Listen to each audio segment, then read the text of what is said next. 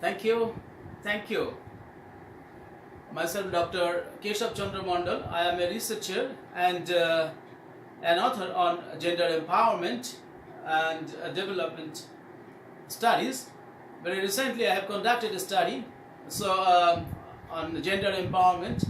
On the basis of the study, I reviewed some literature of India as well as foreign authors, and on the basis of the literature review, I am trying to put some light on the global literature on women's participation at national level. Women's political participation in Asia and Pacific has been analyzed by Jacque True and others in their working papers on women in politics. Patterns of political participation in East Asia, Southeast Asia, South Asia, and Pacific Islands have been elaborately examined by the authors. The study reveals that the proportion of women in national parliaments in the region is below the global average of 20%. However, despite affirmative action carried out in most South Asian countries, in another study, Edeki Adeline Nina has critically examined the performance of Jonathan administration on the issue of empowerment of women in Nigeria.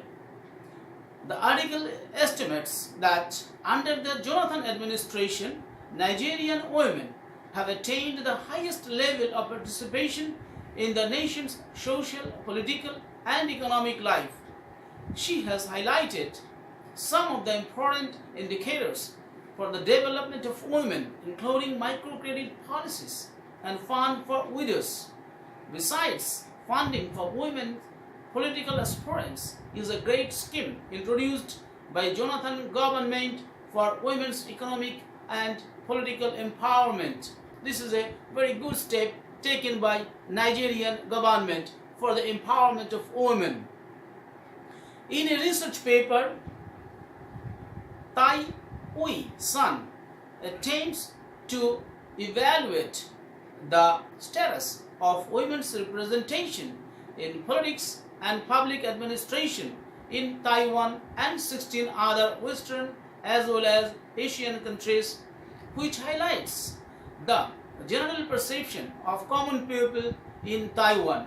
It says that it seems that people in Taiwan still do not believe that women can handle public affairs as chief leaders as well as men do.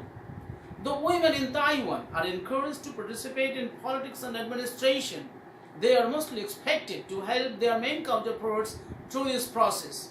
On the other hand, G. Bolich deals extensively with the issue of gender in his book Conversing on Gender, a premier for entering dialogue. This is a revised edition. This volume highlights some of the key terms, concepts, and areas of ongoing dialogue on gender. The author contributes the most important aspect of understanding the term gender concerns in related with sex. Li Ju Chen investigates the impact of gender quotas on the women's representation in politics, especially in the lower chamber of political decisions. The database used for this study comprises 103 countries, and the study was conducted between 1970 and 2006. The author undertook a comparative method to show the difference between women's representation before and after the introduction of quota system, and substantiates that the reservation of seats for women has brought about qualitative change in government's expenditure for women's socio-economic empowerment.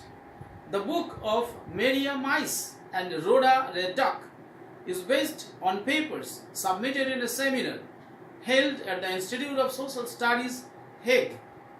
It was intended to exchange experiences and ideas by women who had been involved in various types of struggles and research in both third world and first world countries, including Asia, Latin America, and Asia. Some shared their experiences as sufferers within the country during armed struggle, their participatory experience in national liberation movement, while one paper by Govind Kelkar attempts to compare women's role and status in India and China. Bharba, Nai and Kim studied women's political participation in 7 heterogeneous countries, which are divided by rural and urban conglomerations also. The book highlights a theoretical perspective of the gender empowerment in democratic setup. The authors observed that the people with better education, wealth and language capacity enjoy greater political influence and political power. They have also found that out of women's participation in political activities is lower than their male counterparts. Women are also found to play significant role in political decision-making processes that makes them politically marginalized. Further, political participation and gender equality has been extensively studied by Nancy Burns, Sidney Barba, and others. The authors have studied the status and position of women in the USA since the days of 19th Amendment to the Constitution, 1920, which conferred US women the right to franchise and opened up the most vital avenue for women's political activities. But after the enfranchisement of women, it seemed that women have attained everything they desired and hence withdrew themselves from mass movements and political struggles and merely retained confined within, casting their franchise. In a comprehensive study among 43 countries, Barbara J. Nelson and Najma Chowdhury have concluded that women are discriminated everywhere and there is no single country in the universe where women are enjoying equal status, access, or influence like their male counterparts in political spheres. The study shows that, irrespective of the nature and form of governance, everywhere in the world, women are subjugated politically. Moreover, patriarchal outlook, women's lack of interest, and unwillingness of men political leaders to share power with women are clearly visible almost in every nation. The authors conclude that except a few Scandinavian countries, the political status of women is secondary. In a similar study, Ishel M. Rudy pointed out that throughout the world, the status of women is comparatively low and they are the most deprived and discriminated in all societies. The author points out that though the rate of women's participation has been increased in various fields such as science, technology, arts, law, medicine, and so on, their participation in political sphere has not increased substantially. However, the author concludes that this positive development is sporadic and not a part of the system. The book, Women's Empowerment and Demographic Processes, Moving Beyond Cairo, by Harriet B. Pressler and Geeta Sen, deals with empowerment of women from the perspective of demographic processes. This volume addresses the issue of empowerment and establishes a link between women's empowerment and their reproductive health, as well as other demographic processes.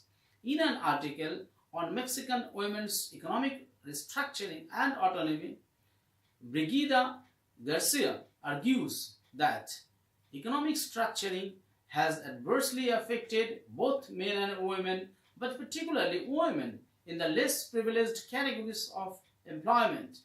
However, Rehana Gadiale, in her edited volume Urban Women in Contemporary India, a reader highlights 6 themes, for example, reconstructing gender, media, violence, neoliberal globalization, information and communication technologies, politics, and political participation. The volume highlights that given the rich diversity of Indian women, rural, poor, minority women, such and such, it would be false to claim that the anthology addresses the corners of all women. The present anthology counters the overwhelming visibility of Hindu women and the invisibility of other minorities in India. I would like to conclude here. In another video, I will try to upload some more literature.